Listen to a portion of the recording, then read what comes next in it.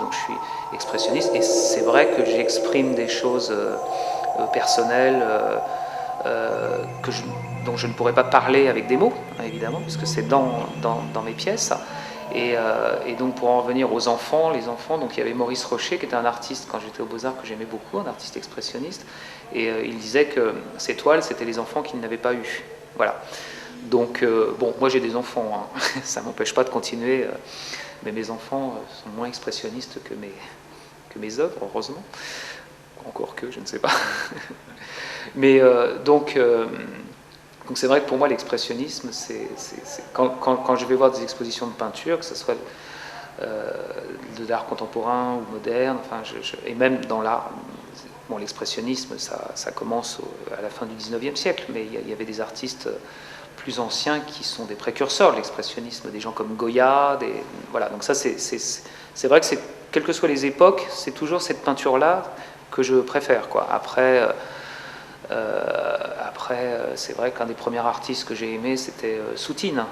Donc Soutine, c'était vraiment un artiste expressionniste, évidemment. Et ensuite, j'ai découvert les Francis Bacon. Et puis finalement, maintenant, je suis plus tourné vers les expressionnistes allemands des années 80, des gens comme Penck, Baselitz, bien sûr. Voilà. Donc ça, c'est les artistes auxquels je fais référence. Basquiat, Julian Schnabel, tous ces artistes-là sont vraiment mes références, hein. Pour moi, c'est important enfin, j'imagine mal créer des choses si je ne regarde pas tous ces artistes. Je vais tout le temps voir des expositions. Je me nourris des expositions des autres artistes, c'est normal. Et donc, pour en revenir à mes enfants, quand j'ouvre le four, effectivement, le seul critère finalement qui fait que je les reconnais comme étant mes enfants, c'est pas des critères techniques, c'est-à-dire qu'une pièce, je regarde pas quand je défoule, je regarde pas si c'est réussi techniquement, si c'est sorti comme j'avais prévu, parce que vous savez avec les mailles, il peut y avoir des choses qui se passent qu'on n'a pas prévues, mais non, le seul critère c'est est-ce que j'aime mon enfant, quoi. C'est tout. Après, même s'il a des fentes, ou même si des fois, surtout je cuis à grès, donc dans le four il y a des fois des affaissements, des déformations, donc la sculpture ne ressemble plus forcément à ce qu'elle était avant que je la mette dans le four. Mais voilà, si la pièce a gardé, voilà, si elle a gardé l'expression, voilà, si je m'y retrouve, il n'y a pas de souci, quoi. C'est pas grave, quoi. C'est l'enfant. Alors, Par contre, il y a des enfants que je rejette, hein, je reconnais que... Mais je ne les laisse jamais complètement tomber, c'est-à-dire que quand une pièce ne me plaît pas, qu'elle sort du four, que je la mets de côté, puis je peux la recuire. Voilà.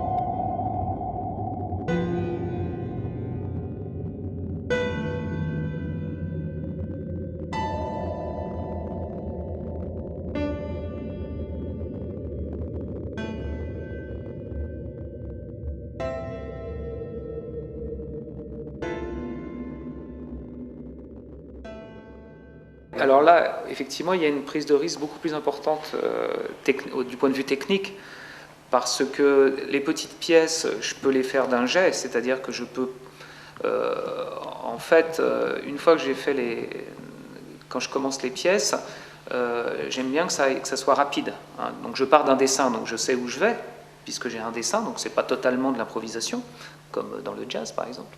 On n'est pas dans une improvisation totale, dans la mesure où il y a quand même un dessin. Donc c'est un peu comme le jazzman qui finalement peut avoir une partition, hein, il a un morceau à jouer, et puis à un moment donné il y a de l'improvisation, mais au départ il part quand même de quelque chose.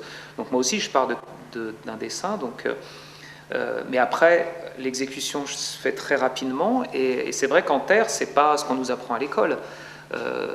Quand on doit assembler des éléments, différents éléments en terre, on doit attendre, on ne doit pas tout faire avec la terre molle qui va s'affaisser. Donc sur les petites pièces, pour en revenir aux petites pièces et aux grandes pièces, pour les petites pièces, donc c'est plus facile parce que voilà, ça s'affaisse moins. Par contre, les grandes pièces, ce qui m'intéresse, c'est d'arriver à garder la même spontanéité, la même rapidité d'exécution, sauf que là, on est obligé d'aller plus lentement. Donc il faut trouver des moyens que les pièces ne s'affaissent pas. Donc voilà, c'est plus compliqué techniquement, mais et après, c'est vrai que moi je fais des choses, des formes un peu particulières, un peu. Et quand on le fait en petit, bon voilà, c'est répétitif, ça peut être plus répétitif. Quand on fait une grande pièce, on est vraiment, on est à fond, quoi.